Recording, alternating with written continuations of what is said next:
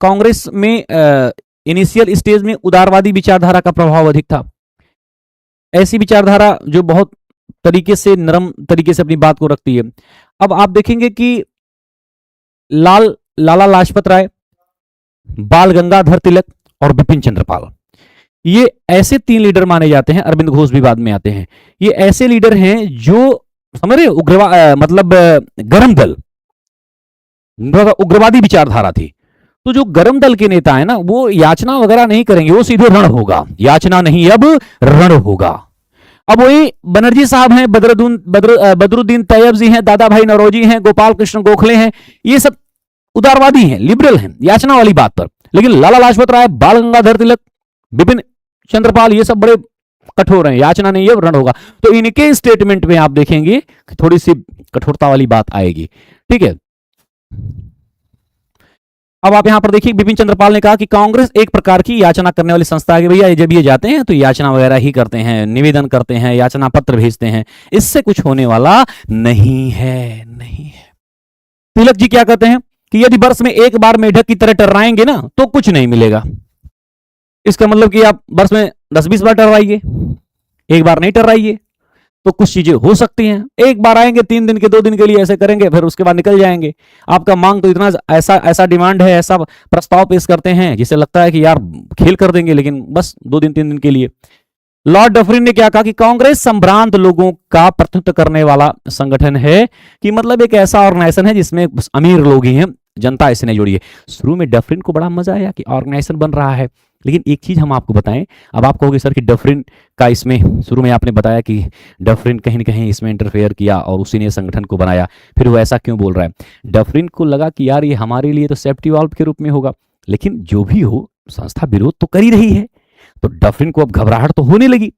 तो डफरिन ये कह रहा था कि यार इसमें जो लोग हैं ना वो बस अमीर वर्ग के लोग हैं, ये बाकी जनमानस का प्रतिनिधित्व तो ये संस्था नहीं करती है। मतलब कि यार इसको अब खत्म किया जाए। डफरिन समझ गया था कि बात बिगड़ गई है, तो डफरिन क्या कहेगा कि अरे यार बस कुछ संभ्रांत लोग इसमें जुड़े हुए हैं, बाकी ये नहीं। जबकि हकीकत तक उनके अंदर भय लगने लगा था, आम जनमानस जो है यहां से जुड़ चुकी थी।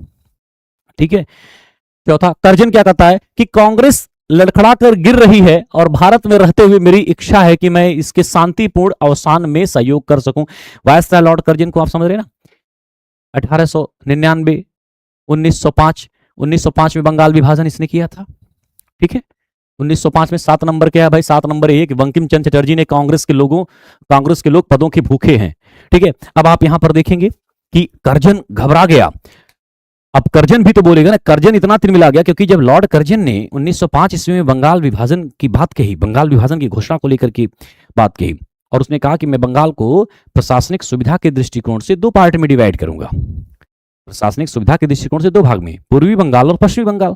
हालांकि आप समझ लीजिए कि प्रशासनिक सुविधा के दृष्टिकोण से नहीं, वह जो है एक तरीके से भारत के 2 धार्मिक संप्रदाय को लड़ाने के लिए ऐसा कर रहा है। पूर्वी बंगाल जो है मुस्लिम बाहुल्य क्षेत्र, पश्चिमी बंगाल जो है वो हिंदू बाहुल्य क्षेत्र।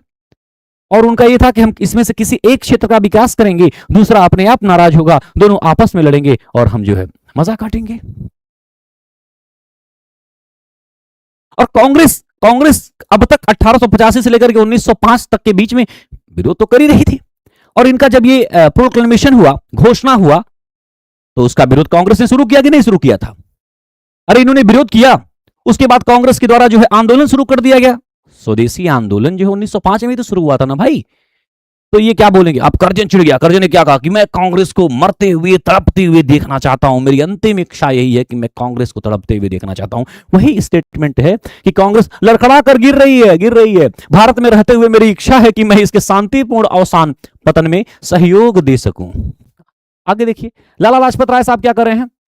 ठीक है, क्योंकि लाल बाल पाल तीनों गरम दल के नेता थे, तो इनका स्टेटमेंट भी खड़ा होगा। कांग्रेस डफरिन के दिमाग की उपज है, और डफरिन पागल व्यक्ति। ठीक है, अश्विनी कुमार दत्त साहब क्या कर रहे हैं? कांग्रेस 3 दिन का तमाशा है।